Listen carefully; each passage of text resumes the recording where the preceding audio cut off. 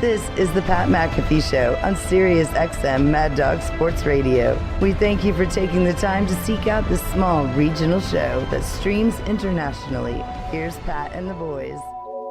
Ladies and gentlemen, welcome back to that show. Big day here. Wednesday, August 11th, 30 minutes into hour 2.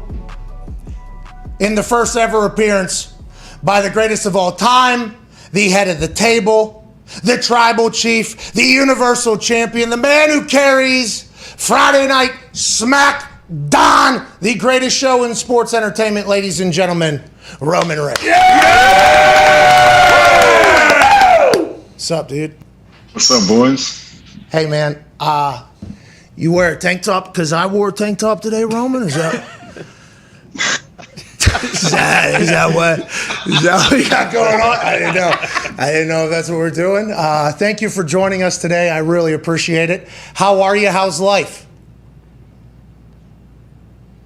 It's all good, man. Life's great. Life's Okay. great. And I'm from Florida. I'm a Florida boy. We wear tank tops, man. Okay, That's what we do. I'm from Pittsburgh, so I'm white trash. So this is what I do. We're a week and a half out from you taking on John Cena. And listen, Michael Cole, he had his entire moment whenever Paul Heyman's version was much better, obviously. But when the music hit, Michael Cole loses his mind. There's that whole moment. Guess who's back? And then all of a sudden, immediately upon arrival, he goes, you know what? Roman Reigns is who I want in this entire thing, which is kind of your life now. Week and a half out, having to go through this now with John Cena, this whole, as it's gone through here. Just your thoughts on the entire situation and John Cena as a human.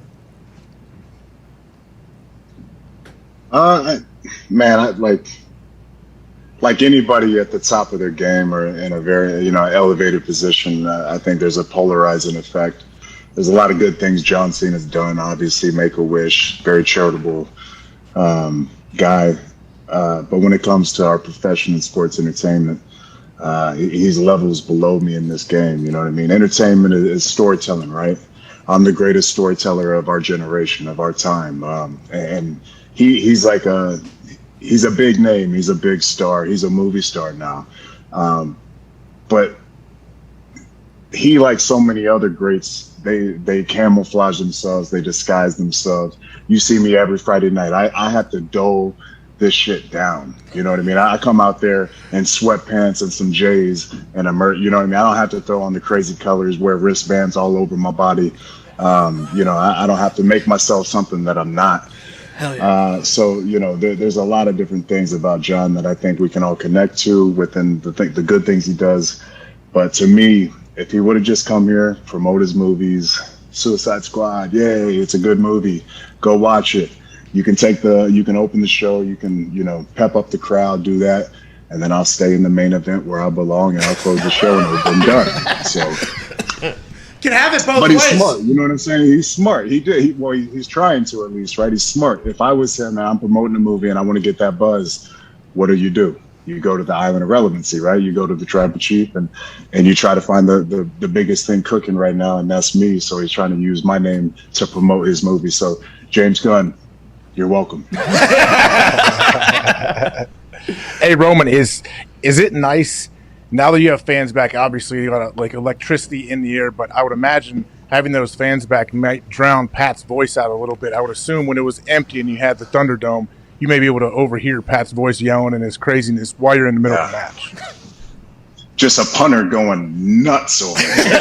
And the Thunderdome, so loud. But yeah, that's the nice thing about the crowd.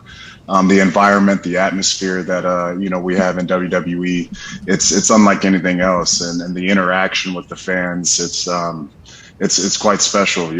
Everywhere we go, it's like a home game, and to have that that dynamic back, I'm sure Pat's made note of it and spoke on it.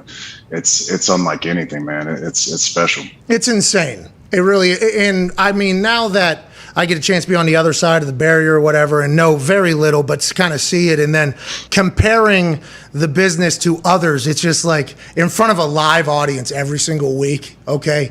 The having to do everything right is unbelievable, unmatched everywhere. And that's why you're the GOAT, dude. You come out, okay? The whole bloodline comes out. Paul Heyman comes out. Okay, here's 15 to 20 minutes of greatness that's about to take place. Everybody needs to relax and do that. But you have made a couple football comparisons here. Former teammate of yours, Calvin Johnson, just went into the Hall of Fame. When you were at Georgia Tech, I got a chance to see you throw some people around in the bowl game, obviously. But your football background, and obviously with the family ties, it's almost like you were created to be the greatest superstar of all time. Did you know you were going to end up in this position, or was football going to be it, and then this ended up happening? Huge shout out and congratulations to Calvin, man. He deserves it. We knew it from day one. I mean, it was it was the spring before he even came in for his freshman year. He got there early, and he was, I guess we can't even call it mossing people anymore. He was Megatronning everybody. And we had a couple one All-American safety, and he was coming over the top, and JB couldn't do anything. So huge shout out to him.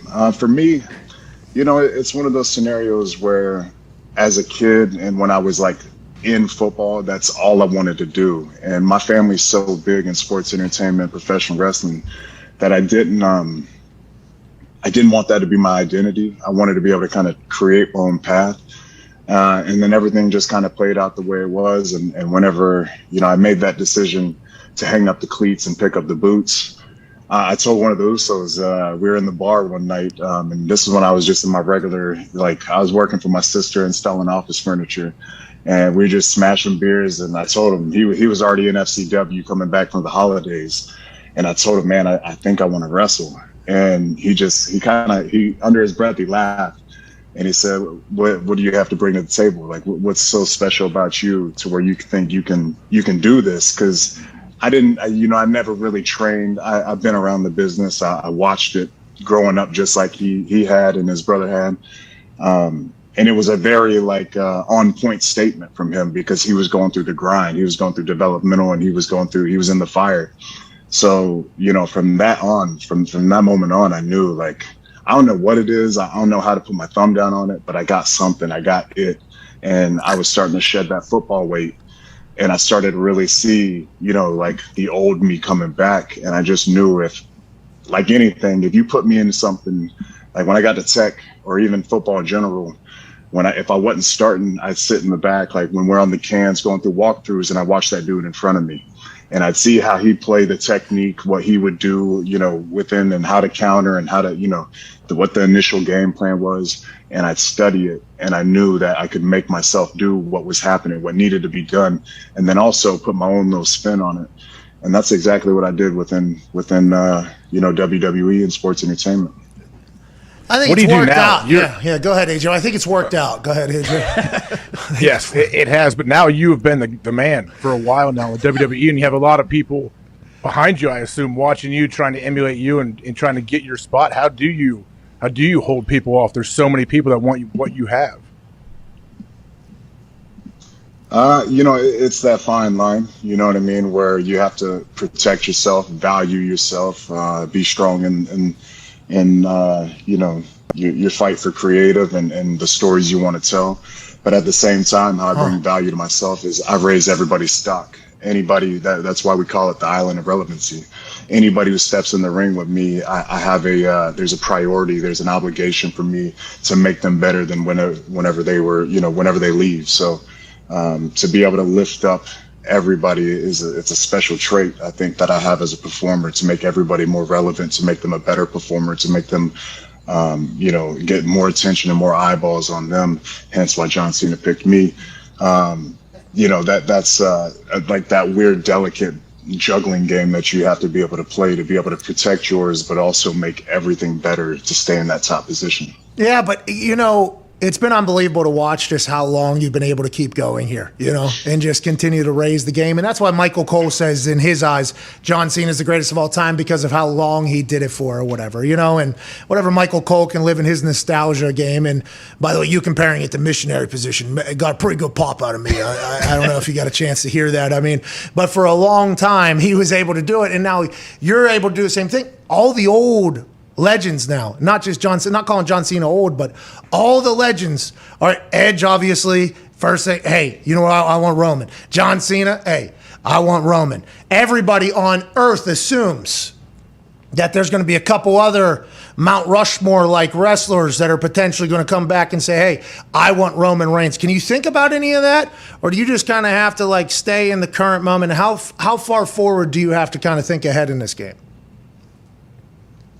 Well, I think, yeah, you gotta, it's like goals, right? You gotta have your short term and then your long term goals. And obviously stay within, the discipline of perfecting every single day and grinding it out to get to those longer, viewpoints and those longer goals. But I mean, I have great help. You know what I mean? I have my special counsel, Paul Heyman there, who's been in this business for a long time. He's seen, the greats come up, and a lot of them were under his tutelage. So he's a great weapon that I have in my arsenal to kind of, stay on my shoulder and remind me and be in my ear to tell me different scenarios and different ways to play things out, and how not to just sometimes, from the lineage that I come from, I try to get my way by just being a savage. You know what I'm saying? Just smashing people and taking it. Yeah. Sometimes you can manipulate in different ways, and that's something that I'm very proud of, is that I've been able to do it. I've been able to do it politically. I've been able to do it, very masterfully, to get things done without just having to crush everybody. You have crushed everybody though as well. I mean, yeah. Go ahead. Yeah. Go ahead, Ty. Roman, with Pat doing SmackDown, we've kind of experienced like a microcosm of what you guys have to go through in terms of like the travel. You're on the road 300 days a year, but when you couple that with, obviously you have the massive responsibility of basically having the company on your shoulders. And then you also, you had your cancer diagnosis and like beating that. Has there ever been a point like when you're going through this where it's just like, oh shit, I don't know if I can do this anymore. I don't know if I want to do this anymore. No,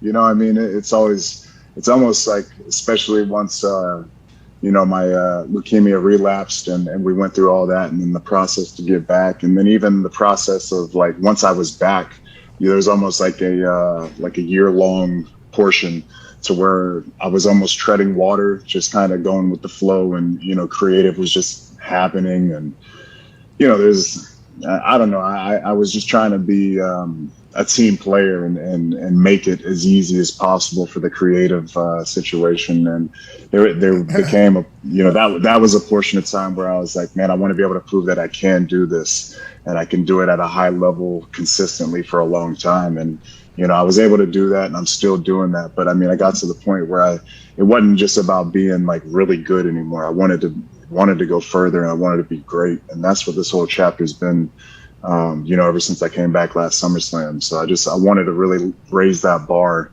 and not just be a guy with a lot of potential, but to let that potential play out and be fleshed out in front of our audience so they can experience that greatness. And that's what I'm trying to do every single day, man. It's a grind every single week. It's a battle to, you've seen it, Pat. It's a huge show. It's a huge machine. And we all have our opinions, and we all have our, the path that we see that our characters and these stories should be laid out. So it takes a lot of experience and a lot of creativity to be able to push your narrative the way you want it. Yeah, it's a lot. I mean, there is a lot, especially with you. I mean, with you being the main event every single Friday. I mean, it is.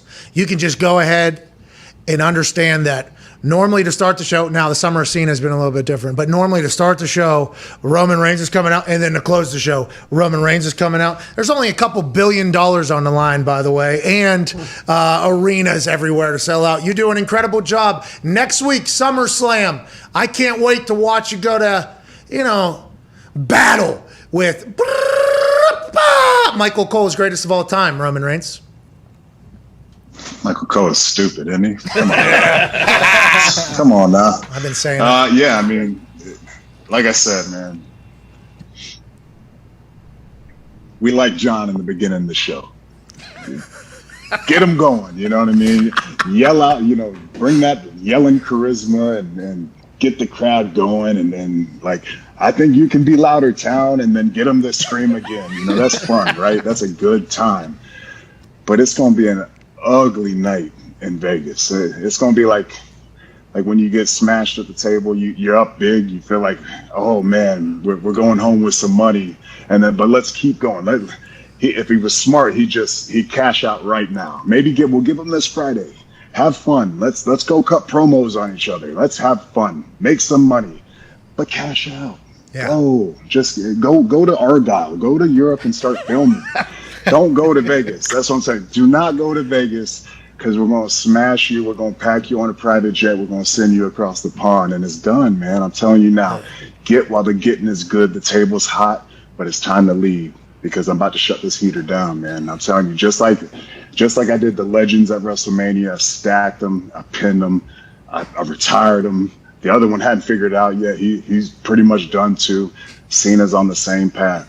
Anybody who steps up for the Universal Championship, I'm going to smash their ass and I'm going to send them home. Ladies and gentlemen, I got AJ. I got him fired up. AJ's ready to hit the A gap right now. He's ready to smash a fullback, shuck him, and make a tackle for loss. That's how it's going down. Absolutely, man. Congrats on everything. Good luck with everything. And in Vegas, especially. Sorry, connection went bad. Yeah, it's his internet, Roman. Sorry, this is an everyday type of thing here. He's in Ohio. It's that big old house he has that you see. All right.